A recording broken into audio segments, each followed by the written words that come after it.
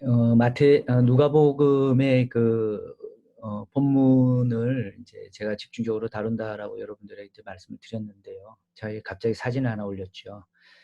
이것도 누가복음 관련되어서 여러분들에게 이제 도움이 좀 되시라고 자료 하나를 제가 준비해 보았습니다. 여러분 누가복음 그 2장을 한번 펴 놓으시면 예수님이 탄생하시는 장면 속에 이런 표현이 있습니다. 2장 5절부터 보시면 2장 5절입니다. 예, 그 정혼한 마리아와 함께 오죽하러 올라가니 마리아가 이미 잉태되었더라. 거기 있을 그때에 해산할 날이 차서 맏아들을 낳아 강보에 싸서 구유에 뉘었으니는 여관에 사관에 있을 곳이 없음이러라. 이렇게 기록이 되어져 있죠. 우리는 이 구절에 굉장히 익숙합니다. 그래서 예수님이 아주 춥고 누추한 그런 마구간에서 이제 예수님께서 태어나셨다라고 하는 이제 이러한 어떤 보통 이야기를 많이 합니다. 이 기독교 전통에서 이제 오랫동안 자리 잡았던 그런 어떤 생각이죠. 물론 그렇게 말하는 것에 문제가 있는 건 아닙니다. 조금 더 우리가 이제 하지만 이걸 좀 정교하게 한번 분석을 해보면 지금 여기 한 모형이 있는데요. 이 모형은 제가 알고 있기로는 하버드에 있는 모 교수가 당시 중동사회, 이스라엘 포함한 중동사회 집 구조를 여러 사료를 근거로 해서 좀 이렇게 모형으로 만든 이제 집입니다. 이게. 그럼 여기 보시면 집을 한번 보시면은요. 보통 1층과 2층으로 구조가 되어 있는데 이를테면 이제 1층 같은 경우에는 여기에 이제 부엌 모양이 있고요. 그 다음에 2층으로 올라갈 수 있는 이제 사다리가 여기에 있습니다. 아주 흥미로운 것이 있는데 그게 뭐냐면은 1층 안에 지금 우리식으로 생각하시면 안 되고 2000년 전에 이 시대로 돌아가야 되는 거죠. 여기 보시면은 우리가 어디에 있냐면은 바로 여기 1층에 있습니다. 아주 흥미롭죠.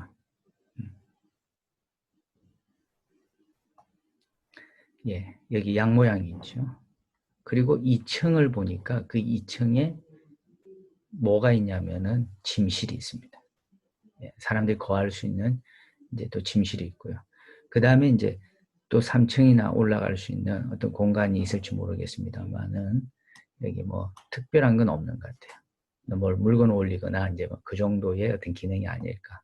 그러면 1층과 2층의 어떤 구조로 되어져 있을 때 우리가 눈여겨봐야 될 것이 그 당시 울이나 마구간이 이런 어떤 실내 위주로 있었구나라고 하는 것을 우리는 볼 수가 있다라고 하는 것이죠.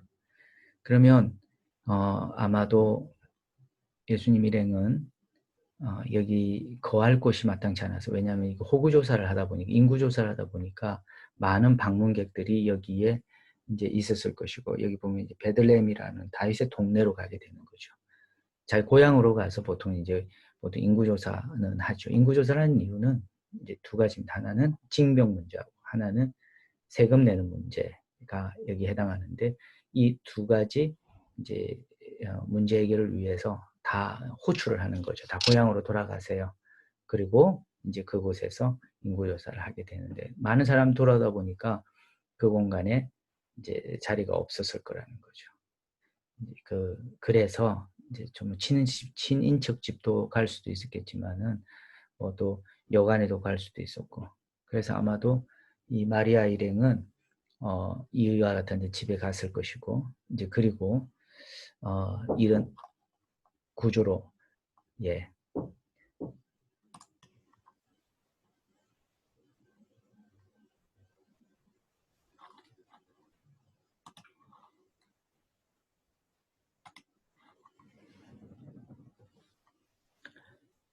그래서 우리가 흔히 그 생각하는 마구간이 바깥에 있었고, 그래서, 아주 뭐 예수님께서 아주 추운 곳에서, 그렇게, 또 아주 낮고 천한 곳에 태어나셨다라고 하는 이 부분들을, 사실은 뭐 솔직히 우리가 이야기하면 좀 더 감성적으로 접근하는 이런 경향이 있습니다.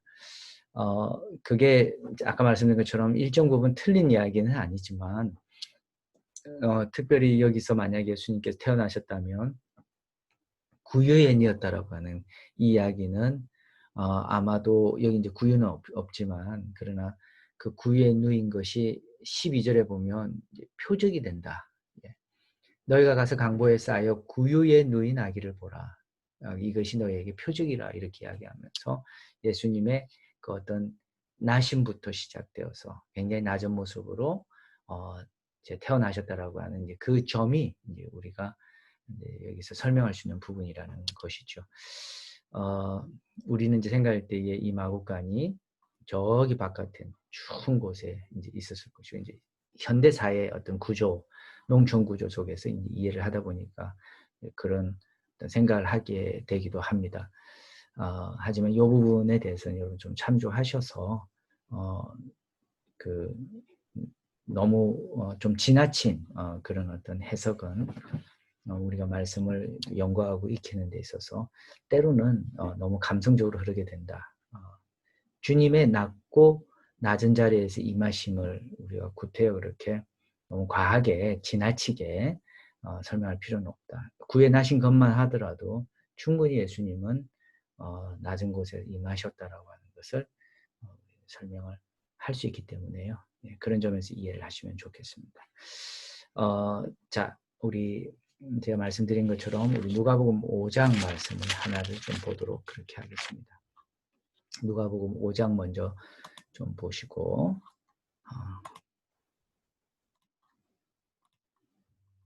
제자를 부르시는 그 장면을 저희 한번 들어가 보도록 하겠습니다. 5장 1부터 11절까지인데요.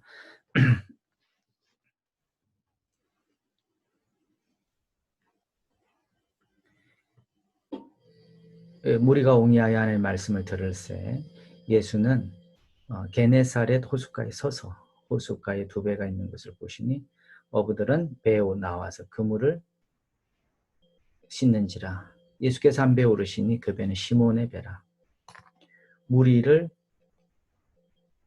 시몬의 배라고 이야기합니다. 육지에서 조금 뛰기를 청하시고 앉아서 배에서 무리를 가르치시더니 말씀을 마치시고 시몬에게 이르시되 깊은 데로 가서 그물을 내려 고기를 잡으라. 시몬이 대답하여 가로되 선생이여 우리들이 밤이 맞도록 수고를 하였으되 얻은 것이 없지만 말씀에 의지하여 내가 그물을 내리리이다 하고 그리한적 고기를 애운 것이 힘이 많아 그물이 찢어지는지라. 이에 다른 배에 있는 동물을 손짓하여 와서 도와달라니 저희가 와서 두 배에 체험에 잠기게 되었더라. 이제 5장 8절입니다. 시몬 베드로가 이를 보고 예수의 무릎 아래 엎드려 가로되 주여 나를 떠나소서 나는 죄인이로소이다니. 이는 자기와 및 함께 있는 모든 사람이 고기 잡힌 것을 인하여 놀라고 세베대 아들로서 시몬의 동업자인 야고보와 요한도 놀랐습니다. 예수께서 시몬에게 일러 가라사대 무서워 말라 이제 후로는 내가 사람을 취하리라 하시니 저희가 배들을 육지에 대고 모든 것을 버려두고 예수를 쫓으니라. 이렇게 이야기하고 있습니다. 제가 이 부분을 선택한 이유는 몇 가지 점을 여러분들께 나누고 싶었는데요. 우리가 이제 누가복음 같은 복음서를 읽으실 때는 또 복음서를 여러분들이 읽고 해석을 하실 때는 눈여겨봐야 될 중요한 키워드가 있습니다. 우선 베드로가 이제 우리가 물고기를 얼만큼 잡고 또 베드로가 물고기를 잡는데도 실패하고 이런 부분들을 이제 고려해서 생각할 수도 있는 부분이 여기 있는데 자 그럼에도 불구하고 여기 보시면은 베드로가 예수님을 지칭하는 그 칭호를 보시면 5절에서 선생이여라고 이렇게 이야기하죠. 그러니까 적어도 베드로에게 있어서 예수님은 하나의 랍비, 선생에 우선 불과했습니다. 그리고 이제 예수님의 말씀에 따라서 물고기가 잔뜩 잡혔을 때에 8절에 보니까 주여 나를 떠나소서라고 그렇게 이야기를 합니다. 칭호가 바뀌죠.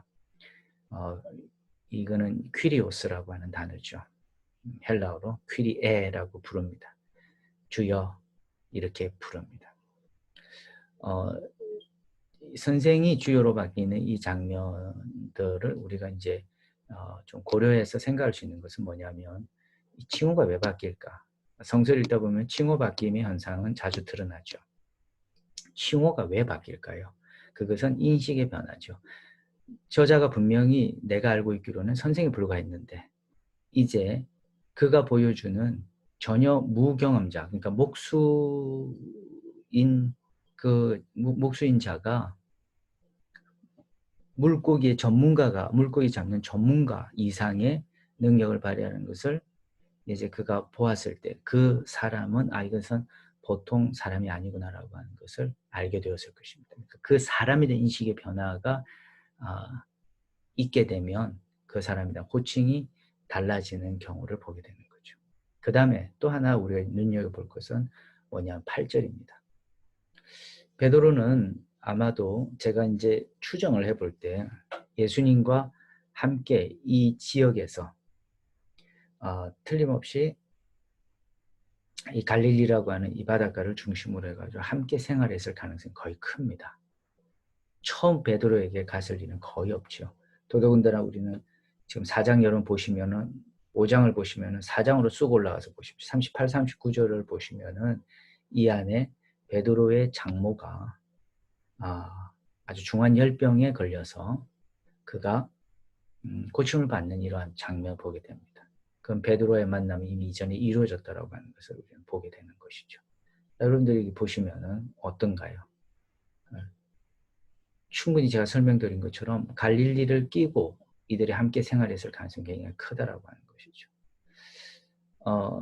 어떤 면에서 보면은 예수님은 베드로에게 있어서 좀 동네에 아는 지인으로 충분히 그렇게 또 아주 뛰어난 현자와 같은 그러한 사람으로 인식을 했을 가능성이 굉장히 크다라고 하는 것이죠.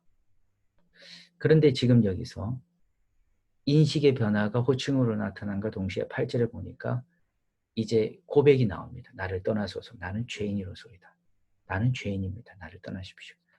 어떻게 동네의 한 지인이었던 자 앞에서 이런 나는 죄인이다라고 하는 이 고백이 나왔을까요? 베드로는 이 엄청난 물고기 잡는 사건, 아무나 할 수 없는 정말 비전문가가 전문가 이상으로 해낸 이 기적 앞에서 사실은 자기 자신을 발견하게 되는 거죠. 나는 죄인입니다. 나를 떠나소서라고 이야기를 합니다. 보통 이런 어떤 인식의 변화와 그 다음에 자기 자신의 어떤 발견이 깨달음이 이루어지면은 보통 그때에 하나님의 부르심이 이루어지죠. 콜링이 이루어집니다. 바로 그때에 예수님은 베드로를 부르십니다. 이전에는 너가 그저 물고기 잡는 자에 불과했지만은 이제 이 이후에는 너가 사람을 취하리라. 사람을 낚는 어부가 될 것이다. 라고 그렇게 예수님이 베드로를 부르십니다. 여기 취하다라고 하는 10절의 동사를 여러분 보시면은 조그레오라고 하는 단어가 있습니다. 헬라어로. 조그레오라고 하는 이 단어는 어떤 의미가 그 속에 있냐면요.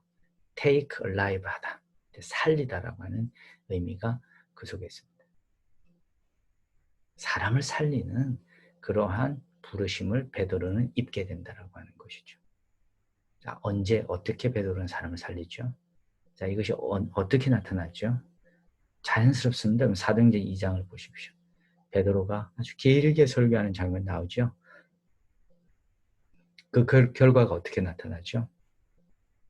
무려 3,000명이나 되는 그 사람 이상, 3,000명 이상의 사람이 세례를 받는 그러한 상황이 펼쳐지는 것을 우리는 이제 읽게 됩니다.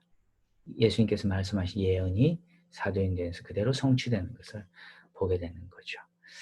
본문을 읽으실 때는 이렇게 어느 단어에다가 초점을 맞추고 어느 단어에다가 단어를 우리가 더 분석을 해야 되고, 그리고 이야기가 전개되면서 어떤 호칭의 변화가 일어나고 있는지, 어떠한 사건이 또한 어떠한 사건이 이 사건을 접하고 있는 베드로에게 어떤 변화를 주고 있는지, 나는 죄인이로소이다와 같이, 그리고 어떤 부르심을 이렇게 받게 되는지, 이와 같은 어떤 본문 분석이 가능해진다라고 하는 것이죠. 이게 누가복음을 우리가 중심으로 보고 있지만은 누가복음을 넘어선 내용, 어떤 복음서 안에 있는 내용이더라도 좀 이렇게 단어와 상황과 등장인물 위주로 해서 하나 살펴보면 우리가 발견할 수 있는 좋은 해석학적 관점이 드러나는 것을 우리는 여기서 볼 수가 있는 것이죠. 자, 얘가 좀 진행이 되면서 제가 건너뛰어가지고요. 선한 사마리아인의 비유와 관련된 내용을 좀 보도록 그렇게 하겠습니다. 예, 10장을 보시면은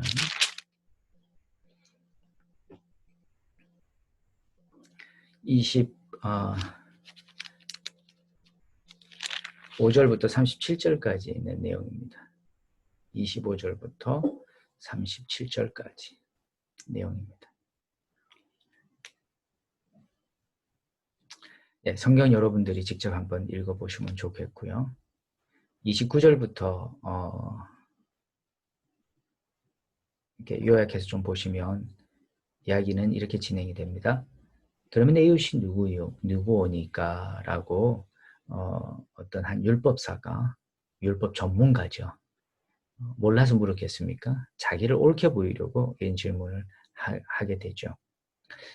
그 좋은 이웃을 이제 예수님께서 규명을 하시는데, 예수께서 대답하여 가라사대 어떤 사람이 예루살렘에서 여리고로 내려가다가 강도를 만나매 강도들이 그 옷을 벗기고 때려서 거의 죽은 것을 버리고 갔더라. 마침 그때 한 제사장이 그 길로 내려가다가 그를 보고 피하여 지나가고,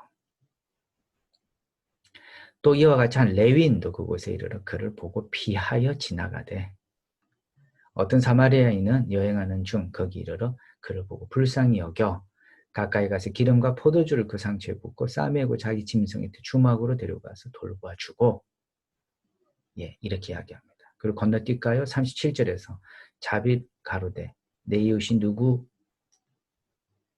물었을 때 자비를 베푼 자니이다. 예수께서 이르시되 가서 너도 같이 이와 같이 하라 하시니라. 이렇게 이야기를 하는 장면을 우리는 보게 됩니다. 예, 여기 등장하는 인물을 볼게요. 우선은 제사장입니다. 그 다음에 레위인입니다. 그리고 사마리아인입니다. 자, 이 세 그룹은요, 다 우리가 그 당시 법이 두 개가 있었는데, 하나는 구전법이라고 하는 게 있었고, 성문법이 있었습니다. 성문법은 모세 오경 위주로 믿는 법을, 그러니까 성문화된 법을 성문법이라고 그랬습니다. 그리고 구전법이라고 하는 것이 있는데, 그것은 성문법에 나와 있는 내용을 서기관들이 해석을 해놓은 그러한 어떤 법, 그거보다도 좀 더 넓은 개념의 법을 이야기하는데, 지금 여기 등장하는 모든 사람들은 다 성문법을 믿었던 자들이었습니다. 구전법은 누가 믿었냐면은 주로 바리새파들이 믿었습니다. 그러면 성문법에 따르면은 지금 이 상황 관련해 가지고 성문법을 철저히 지키는 사람들은 정결법이라고 하는 법을 지켰습니다. 그러니까 부정한 것에 손을 대서는 안 되는 거죠. 피를 흘리고 있는 사람은 부정한 사람이죠. 막 부정하다는 것은 이 피지컬이 부정하다는 거예요. 말 그대로. 상황이 주변이 깨끗하지 않다라고 하는 겁니다. 바로 그 상황을 이해하시면은 지금 이 거반 죽은 사람 부정한 사람입니다. 성문법에 따르면은 이 부정한 사람에게 손을 대면 안 됩니다. 자, 제사장 그냥 지나갔습니다. 자비가 없다고 할 수 있겠지만 법을 중심으로 해석하면 그는 정결법을 의지해서 행동하는 사람입니다. 레위인도 마찬가지입니다. 그러면 세 번째 등장해야 될 사람은 우리가 기대할 때 예수님께서 누구를 이야기해야 될까? 선한 사마리아인 대신에 사실 구전법상에서는 그렇게 어려움을 당하는 사람을 고쳐줘야 된다라고 하는 그 법이 구전법 안에 있었거든요. 그러면 이런 어려움에 처한 사람을 고쳐주는 사람이 자연스럽게 누가 되어야 되냐면은 구전법을 믿는 사람이 되어야 되겠죠. 그럼 그 사람이 누구여야 되냐면 사실은 바리새인이 되어야 되는 거예요. 근데 바리새인이 등장하기를 어떤 면에서 세 번째 사람에게서 기대했을지 모르겠습니다. 하지만 예수님은 그 주인공을 누구로 만드냐면은 사마리아인을 만듭니다. 말씀드린 것처럼 사마리아인은 성문법을 지키는 사람이었습니다. 성문법을 지키는 사람이라면 떠나야죠. 그러나 성문법을 지키는 사람일지라도 그는 이 부정한 사람을 돌봐줍니다. 필요를 채워주는 거죠. 법 위에 서는 사람이 되게 되는 겁니다. 이것이 선한 이웃이다라고 그렇게 이야기를 하고 있습니다. 이것이 좋은 이웃이다라고 이야기를 하고 있는 것이죠. 이건 사실 사마리아인이 선해서 우리가 선한 사마리아인이다라고 이야기하면 안 됩니다. 더 정확하게 이야기하면 사마리아인이 가지고 있는 의지와는 상관없이 이 작가는 누구냐면 이 이야기를 만드는 텔러는 누구냐면은 바로 예수님이죠. 예수님이 사마리아인을 성문법을 믿는 사마리아인을 선하게 만드시고 있다라고 하는 거예요. 예, 그 점을 이해하면 여기서 예수님이 결국 우리에게 요구하시는 사랑이라고 하는 것이 무엇인가, 자비라고 하는 것이 무엇인가를 알 수 있는, 예수님의 정신을 알 수 있는 그러한 말씀임을 우리는 보게 됩니다. 예, 단순한 자비 문제가 아니라 여기서는 법이라고 하는 그런 측면에서 들여다보시면 훨씬 더 풍부하게 읽을 수 있는 그러한 장면입니다. 예, 이어지는 강의에서 또 다른 본문을 함께 공부하도록 하겠습니다.